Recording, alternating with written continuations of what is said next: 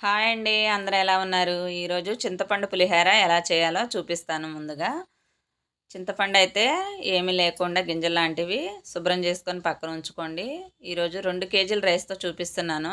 దానికి ఒక పావు కేజీ చింతపండు పడుతుందండి 2 కేజీల రైస్‌కి. అలాగే వేడి నీళ్ళు పోసుకొని ఒక అరగంట సేపు నాననివ్వండి చింతపండుని. ఈరోజు మా కాలనీలో అమ్మవారికి అందరం ప్రసాదాలు చేసిస్తున్నాము. అలాగే అమ్మవారికి చింతపండు పులిహోర అంటే చాలా ఇష్టమండి. అందుకోసం నేనైతే చింతపండు పులిహోర చేసిస్తానని చెప్పాను. 2 కేజీలు అందుకే చేసుకుంటున్నానండి. ఇప్పుడైతే చింతపండు కూడా నానిపోయింది. ఇప్పుడు మిక్సీ వేసుకుంటున్నాను. మిక్సీ వేసుకునేటప్పుడు మనం ముందుగా నానబెట్టిన వాటరే సరిపోతుంది. వాటర్ ఏమి వేసుకోవద్దు. తర్వాత ఉడికిచ్చేటప్పుడు కావాలంటే పోసుకుందామండి. ఇలా పేస్ట్ వేసుకున్న తర్వాత మళ్ళీ ఒకసారి జాలి గిన్నెలో వడకట్టేసేసుకోండి. మళ్ళీ ఏమీ లేకోకుండా శుభ్రంగా వస్తుంది. ఇలా దిగటం లేదనుకుంటే కొంచెం వాటర్ పోసుకొని ఇలా వడకట్టుకోండి. తర్వాత ఒక గిన్నెలో వేసేసుకున్నాను ఈ మొత్తం. మళ్ళీ కొంచెం ఇలా వచ్చేసిందండి.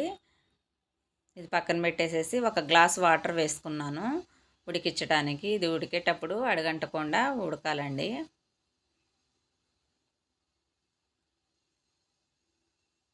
మంట మీడియంలో పెట్టుకొని దగ్గరుండి ఉడికించండి. లేకుంటే మాడిపోతే టేస్ట్ అయితే పోతుంది.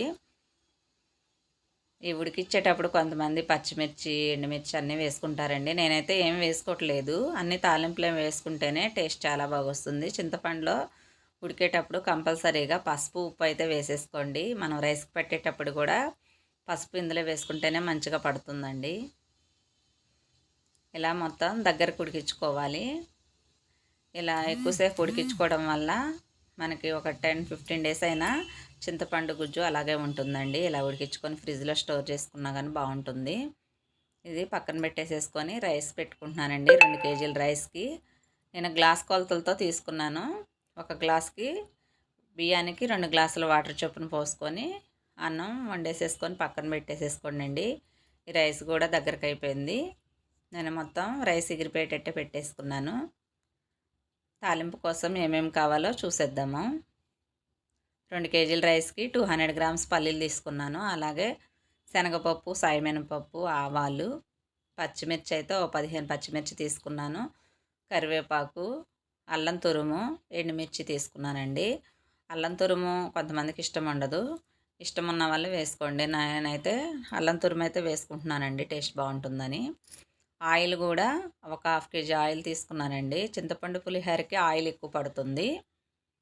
ఈ పల్లీలు బాగా వేగిపోవాలి, అందుకే ఫస్ట్గా పల్లీలు వేసుకున్నాను. నేను చెప్పే పద్ధతిలో మీకు నచ్చితే ఒకసారి చింతపండు పులిహోరని ట్రై చేయండి. చాలా అంటే చాలా బాగా వస్తుంది.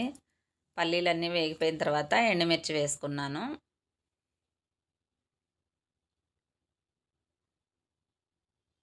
ఈ ఎండుమిర్చి వేగిపోయిన తర్వాత ఆవాలు, శనగపప్పు, సాయిమినపప్పు కూడా వేసేసుకోవాలండి. మనం రైస్ కూడా వండి పక్కన పెట్టుకున్నాం కాబట్టి ఈ పోపు వేసుకున్నాక రైస్ కూడా ఆరబెట్టుకొని కలుపుకోవచ్చు. ఈ ఆవాలు కూడా వేసేసుకోవాలండి ఇప్పుడే. శనగపప్పు కూడా వేగాలి.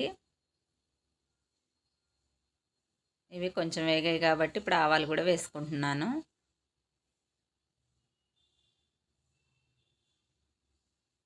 తర్వాత అల్లం తురుము పెట్టేసుకున్నాం కదండి, అల్లం తురుము కూడా వేసుకోండి.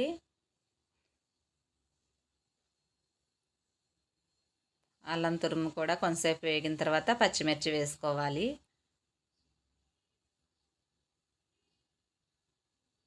ఇవి కూడా కొంతసేపు వేగనివ్వాలండి. కరివేపాకు కూడా కడిగి వాటర్ ఏం లేకుండా పక్కన పెట్టుకున్నానండి. ఈ పచ్చిమిర్చి మొత్తం వేగిపోయిన తర్వాత ఇప్పుడు కరివేపాకు కూడా వేసుకుంటున్నాను. అలాగే ఇంగువనండి, ప్రతి పులుపు కూరలలోకి ఇంగువ వేసుకుంటే టేస్ట్ చాలా బాగుంటుంది.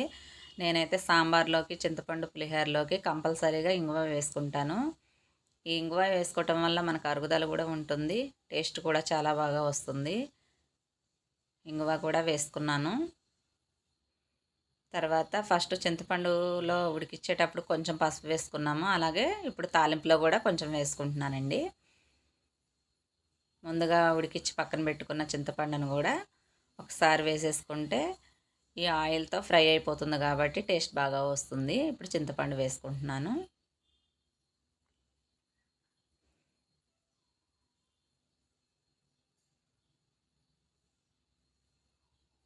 ఇది కూడా ఒక 5 నిమిషాలు ఆయిల్లో మగ్గనివ్వండి.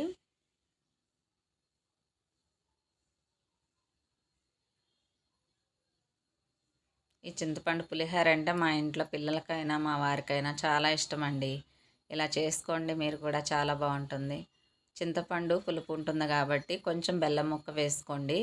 అప్పుడు ఆ చింతపండు అంత పుల్లగా ఉండదు మనకు పులిహోర, టేస్ట్ కూడా బాగుంటుంది. నేనైతే బెల్లం కొంచెం పొడి వేసుకున్నాను. కొంచెమే వేసుకోండి, 1 స్పూన్ వేసుకోండి పావు కేజీ చింతపండుకైతే. అదే దానిలో సగం అయితే ఇంకొంచెం తగ్గించి వేసుకోండి. ఈలోపు రైస్ కూడా ఆరబెట్టేసుకుంటున్నాను, తాలింపు రెడీ అయిపోయింది కాబట్టి. ఇది మొత్తం చల్లారిపోయిన తర్వాత ఇప్పుడు పోపు వేసి కలుపుకుంటున్నానండి.